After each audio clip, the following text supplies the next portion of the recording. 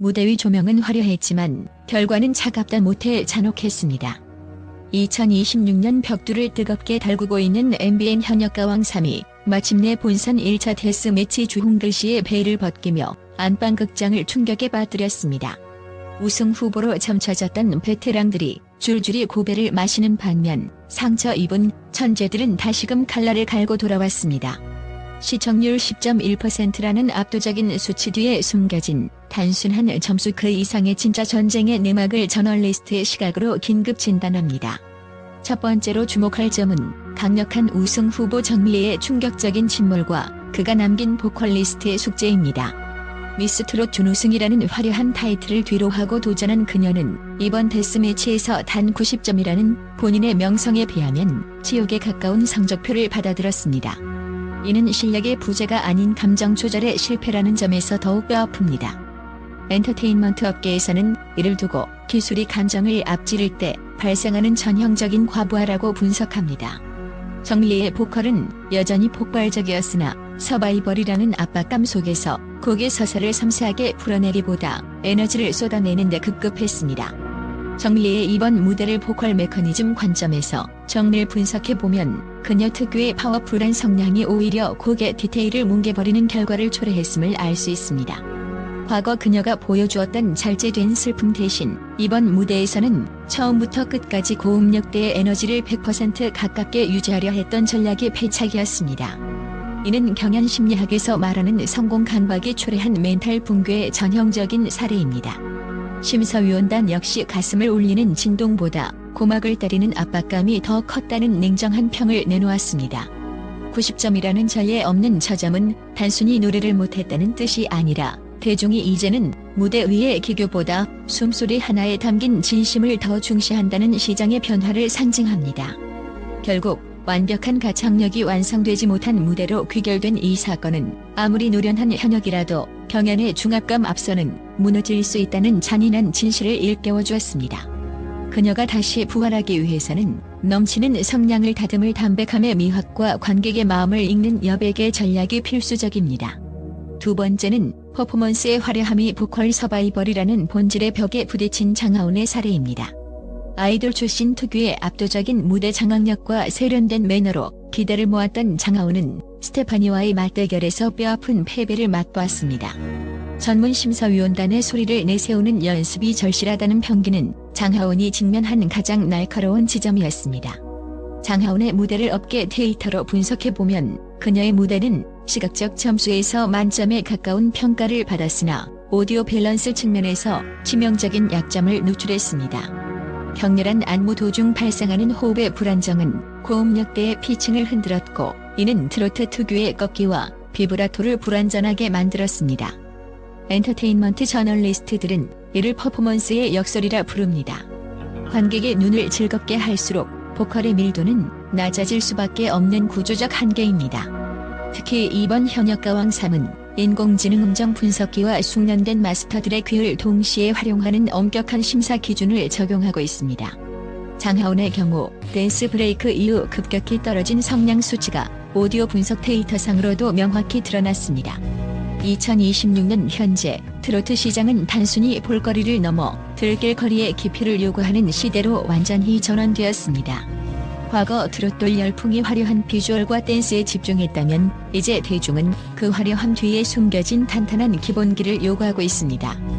장하온의 탈락은 아무리 눈을 사로잡는 쇼맨십이 훌륭해도 청중의 고막을 관통하는 한 줄기 소리의 진정성이 없다면 생존할 수 없다는 서바이벌의 본질적인 문법을 다시 한번 확인시켜 주었습니다. 그녀가 패자 부활전에서 반전을 꾀하기 위해서는 아이돌의 껍질을 벗고 오로지 마이크 하나에만 의지한 채 소리의 질감을 전달하는 정면 돌파가 필요합니다. 이는 단순히 연습량의 문제를 넘어 아티스트로서의 정체성을 재정립해야 하는 거대한 도전이 될 것입니다. 세 번째로 언급할 이슈는 공정성 논란의 중심에 선 진솔이의 탈락과 그 이면에 숨겨진 대중의 냉정한 시선입니다. 친동생 김다은이 심사위원석에 앉아있다는 사실만으로도 진솔이는 시작 전부터 무거운 짐을 짊어져야 했습니다.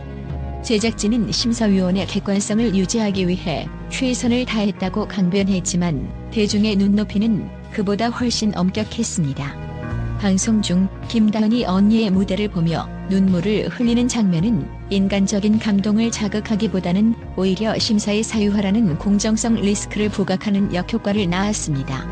엔터테인먼트 비즈니스 측면에서 볼 때 진솔이의 탈락은 프로그램의 신뢰도를 지키기 위한 일종의 방어적 결과라는 시각도 존재합니다. 업계 전문가들은 진솔이의 패배는 단순한 실력 차이라기보다 프로그램이 짊어져야 할 공정성 리스크와 색깔 부재라는 이중고를 극복하지 못한 결과라고 평합니다. 실제로 진솔이의 보컬은 기술적으로 안정적이었으나 정체성 측면에서 경쟁자들을 압도하지 못했습니다. 유니크한 음색을 지닌 홍자나 본능적인 천재성을 지닌 김태현 사이에서 진솔이의 단정한 보컬은 서바이벌의 치열한 전장에서는 무색무취한 무기로 전락했습니다. 특히 주목할 점은 현대 오디션 시청자들의 심리 변화입니다. 2020년대 중반에 접어들며 시청자들은 단순히 노래를 잘하는 출연자보다 자신만의 서사와 독보적인 개성을 가진 출연자에게 열광합니다. 진솔이는 이른바 착한 모범생 보컬의 전형을 보여주었으나 이는 곧 시청자들에게 각인될 수 있는 킬링 포인트가 부재했음을 의미합니다. 대중은 이제 사연보다 실력을, 안정보다 파격을 원하며 진솔이는 그 변화하는 니즈를 충족시키기에 부족했다는 냉정한 평가를 피할 수 없게 되었습니다. 결국 이번 탈락은 가족관계라는 외부 변수와 개성 부족이라는 내부 변수가 맞물려 발생한 예견된 추락이었으며 향후 제작진에게는 심사 구성의 공정성이라는 무거운 과제를 남겼습니다. 네 번째는 패배를 서사로 바꾼 김태현과 홍자의 영리한 생존 전략입니다. 두 사람 모두 데스매치에서 패배하며 탈락 위기에 몰렸으나 이 과정에서 보여준 인간적인 고뇌와 눈물은 오히려 팬덤을 더욱 단단하게 결집시키는 기폭제가 되었습니다. 엔터테인먼트 마케팅 관점에서 서사는 상품의 성능보다 더 강력한 구매 동기를 유발합니다. 특히 김태현의 사례는 무결점 천재가 겪는 첫 번째 시련이 대중에게 어떤 카타르시스를 제공하는지 여실히 보여줍니다. 그녀는 데스매치에서 빈예서에게 패배하며 예기치 못한 좌절을 맛보았지만 이 과정에서 쏟아낸 눈물과 자책은 그동안 너무 완벽해서 거리감이 느껴졌던 10대 아티스트에게 지켜주고 싶은 인간미를 부여했습니다. 업계 분석에 따르면 김태현의 패배 이후 관련 커뮤니티의 언급량은 전주 대비 45% 증가했으며 그중 70% 이상이 패자 부활전에서의 재기를 응원하는 우호적 여론이었습니다. 이는 무적의 천재라는 다소 차가운 이미지를 벗고 상처 입은 도전자로서의 새로운 내러티브를 획득하는 데 결정적인 역할을 했습니다. 홍자의 경우 또한 매우 흥미롭고 상징적인 사례입니다.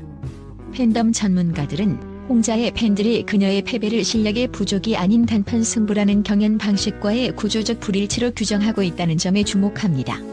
이는 단순히 팬들의 맹목적인 지지가 아니라 음악적 감상 방식의 변화와 시스템의 충돌이라는 거대 담론을 함축하고 있습니다. 통계적으로 경연 현장의 데시벨 측정이나 즉각적인 투표 시스템은 고음의 직관적 에너지를 발산하는 가수에게 유리하게 작용합니다.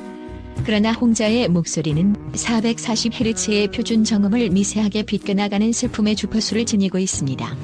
이는 음향학적으로 현장 스피커의 압력을 뚫고 나오기보다 청중의 고막을 타고 내면의 무의식 속에 슬픔의 정서를 각인시키는 정서의 언어에 가깝습니다. 디지털 스트리밍 시대에 고음의 쾌감은 빠르게 소비되고 있지만 홍자의 여운은 상업적 가치로서 훨씬 긴 생명력을 지닙니다. 실제로 닐슨 코리아와 빅데이터 분석 결과에 따르면 홍자의 데스매치 무대 이후 그녀의 관련 음원 다시 듣기 지수는 승리자들보다 약 1.8배 높게 나타났습니다. 이는 현장의 투표 결과와 안방 시청자들의 정서적 선택 사이의 명확한 괴리를 보여줍니다.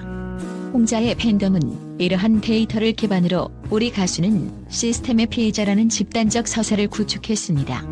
심리학적으로 이는 언더독 효과를 극복하며 팬들로 하여금 내가 지켜주지 않으면 안 된다는 강력한 보호 본능과 결속력을 자극했습니다.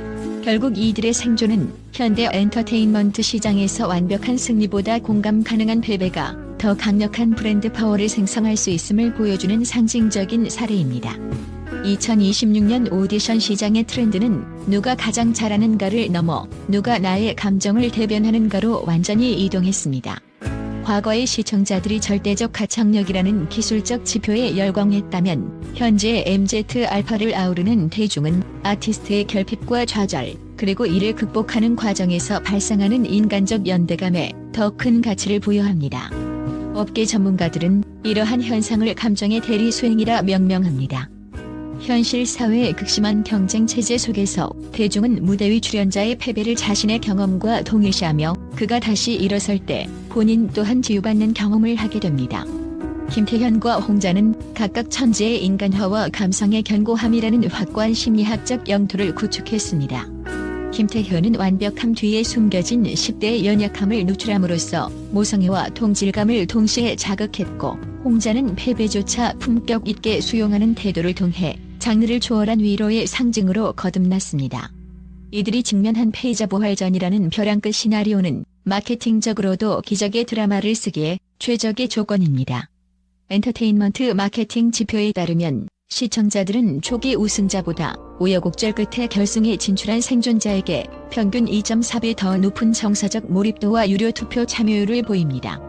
이미 김태현과 홍자의 부활 예고만으로도 포털 사이트의 검색량과 SNS 언급량은 역대 최고치를 경신하고 있습니다. 이들이 다시 무대에 서는 순간 그 브랜드 가치는 단순 승리자들을 압도하는 현상의 중심이 될 가능성이 큽니다.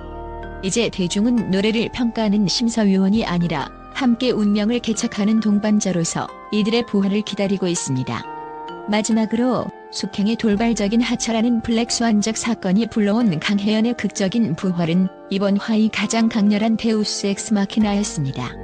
유력한 우승 후보였던 숙행이 개인적인 사유로 무대를 떠나면서 생긴 공백은 프로그램 전체의 긴장감을 흔들기에 충분했습니다. 그러나 이 위기를 기회로 바꾼 것은 다름 아닌 트롯 다람쥐 강혜연이었습니다. 전문가들은 강혜연의 부활을 단순한 운으로 치부하지 않습니다. 엔터테인먼트 산업 전문가들의 분석에 따르면 강혜연은 이미 대국민 응원 투표에서 부동의 1위를 기록하며 탄탄한 바닥 민심을 확보하고 있었습니다. 이는 시청자들이 이미 그녀를 잠재적 승자로 낙점했음을 의미합니다. 데스매치 패배 후 탈락 위기에서 대체 합격이라는 전례 없는 경로로 돌아온 그녀의 서사는 준비된 자에게 찾아온 기적이라는 강력한 프레임을 획득했습니다. 강혜연은 아이돌 그룹 베스티 시절부터 다져온 완벽한 무대 매너와 트로트 전향 이후 쌓아온 깊이 있는 가창력을 동시에 보유한 희귀한 자원입니다. 특히 그녀가 직면했던 운 좋게 살아남았다는 일부의 비판은 역설적으로 그녀의 존재감을 더욱 부각하는 결과로 이어졌습니다. 강혜연은 부활 직후 첫 무대에서 압도적인 장악력을 선보이며 논란을 실력으로 정면 돌파했습니다. 빅데이터 분석 결과 강혜연의 합류 소식이 전해진 후 프로그램의 시청자 충성도 지표는 전주 대비 18% 상승했습니다. 이는 대중이 원했던 주인공의 귀환이 서바이벌의 카타르시스를 완성했음을 보여줍니다. 강혜연의 사례는 서바이벌 프로그램에서 운또한 아티스트가 구축해온 이미지 자산과 팬덤의 화력이 결합되어 만들어지는 실력의 연장선임을 시사합니다. 그녀의 복귀는 단순한 인원 보충이 아닙니다. 아이돌의 세련된 감각과 정통 트로트의 애절함을 황금 비율로 섞어낸 그녀만의 보컬 스타일은 이제 숙행의 빈자리를 메우는 수준을 넘어 기존 우승 후보들을 위협하는 가장 강력한 변수가 되었습니다. 전 국민의 이목은 이제 기적의 생존자에서 가왕의 천탈자로 진화하고 있는 강혜연의 다음 무대에 쏠리고 있습니다. 현역가왕 3의 진짜 전쟁은 강혜연이라는 태풍의 눈을 중심으로 다시 시작되었습니다.